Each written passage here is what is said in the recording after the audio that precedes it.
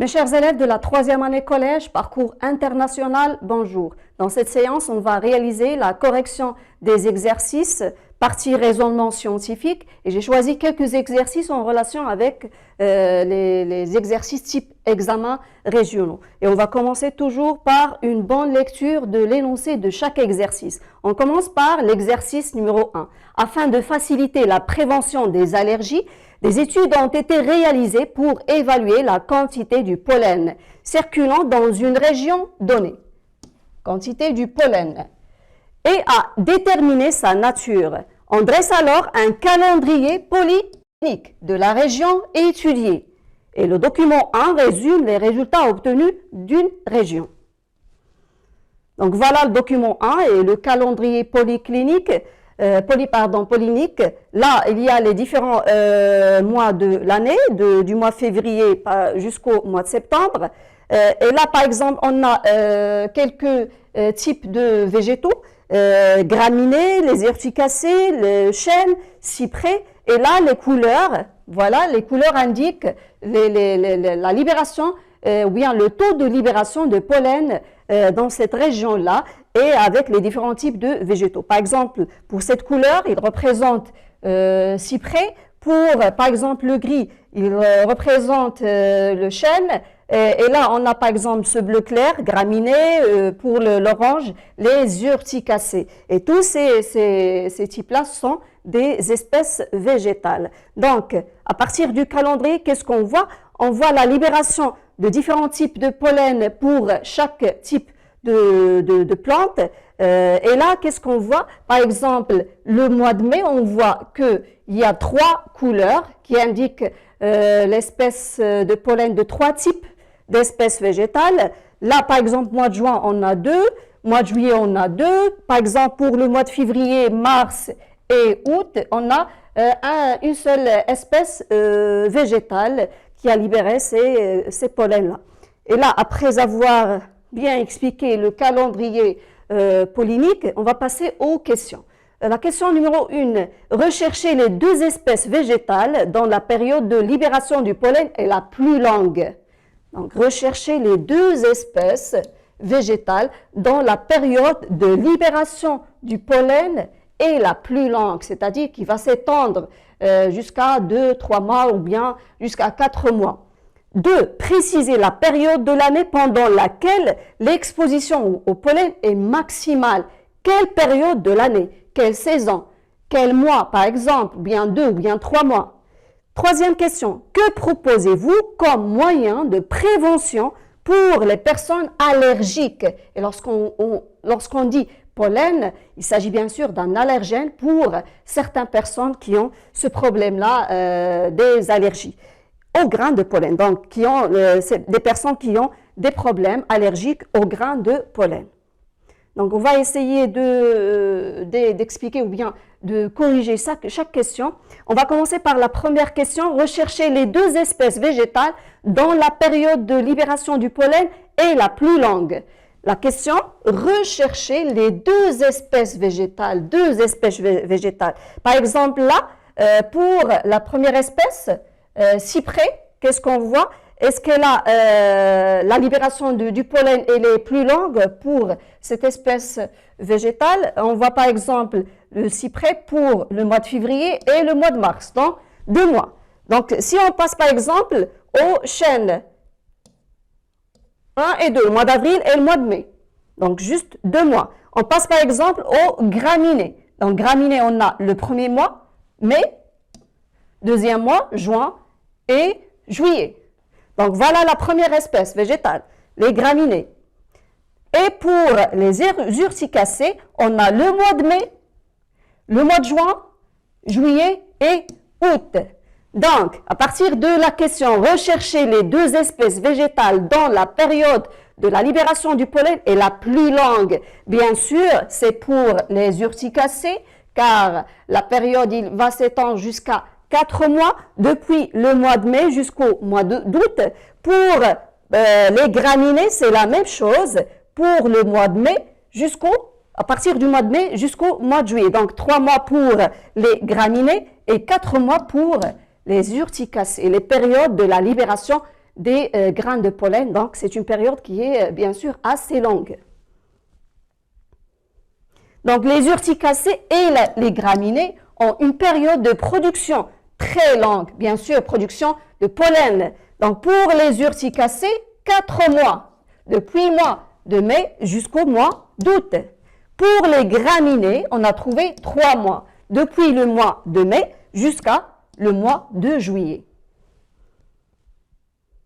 On passe maintenant à la question 2. Préciser la période de l'année pendant laquelle l'exposition au pollen est maximale. Donc, on va chercher quel mois, quelle période où il y a l'assemblage de plusieurs types d'espèces végétales qui libèrent leur pollen ou bien leurs grains de pollen. Donc, on va voir par exemple pour le premier mois, le mois de février, juste une seule espèce végétale. Même chose pour le mois de mars, avril. Pour le mois de mai, on a 3 espèces végétales qui libèrent leur pollen. Pour le mois de juin, 2. Pour le mois de juillet, la même chose. Donc, la période de l'année pendant laquelle l'exposition au pollen est maximale, c'est le mois de mai. À peu près moitié jusqu'à la fin de la saison du printemps. Donc voilà la réponse. La période de l'année pendant laquelle l'exposition au pollen est maximale, c'est la période où on trouve plusieurs espèces de pollen. Il s'agit bien sûr du mois de mai. Et bien sûr qui coïncide avec la saison du printemps. Et voilà, on passe à la question 3. Que proposez-vous comme moyen de prévention pour les personnes allergiques aux grains de pollen? Quelles sont vos propositions? Voilà quelques propositions. Par exemple, on doit prêter attention aux informations polliniques actuelles dans une région, bien sûr, pour éviter l'exposition au pollen. Bien sûr, ne séchez pas votre linge en plein air, car sinon, du pollen qui va risquer de se déposer sur le linge humide et bien sûr d'y rester collé.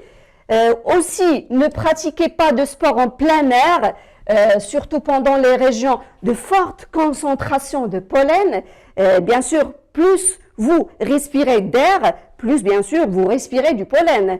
Et bien sûr, prenez vos vacances pendant la saison pollinique, mais bien sûr, choisissez une destination dépourvue du pollen auquel vous êtes allergique.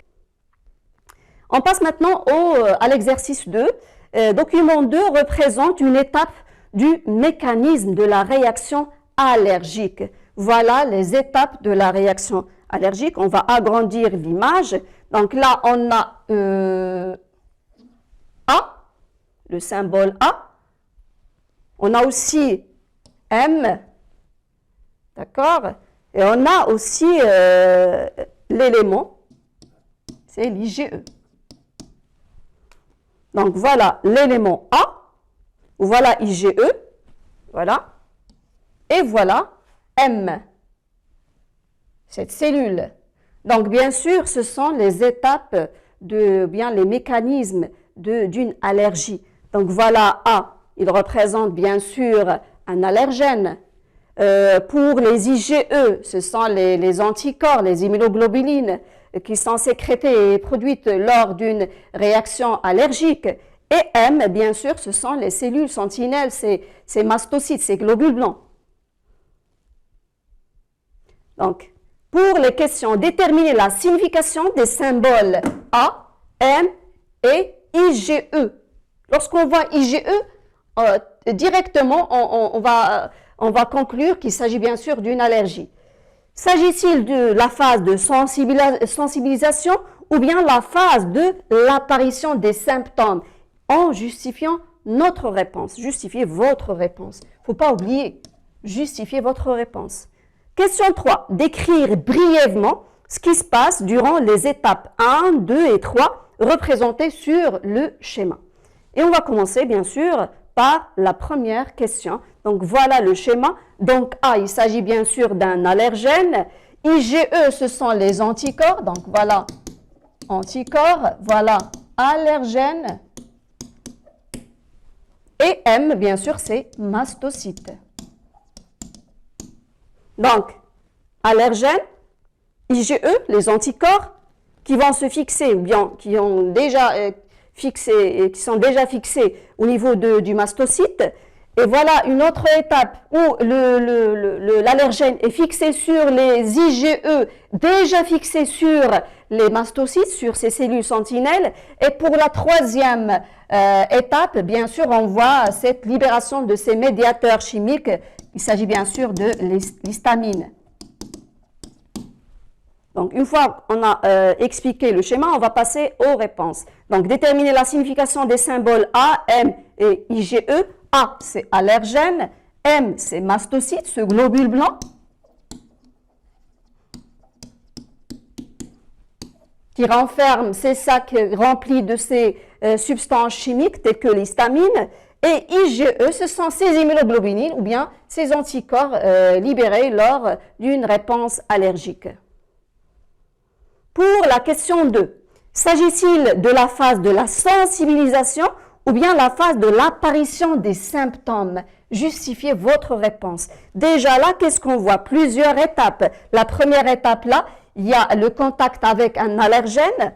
Voilà, contact. Deuxième étape, on a l'étape de la sensibilisation, où il y a la fixation de cet allergène-là au niveau de ces IgE. Donc voilà, allergène qui se fixe au niveau des IgE déjà fixés sur les mastocytes.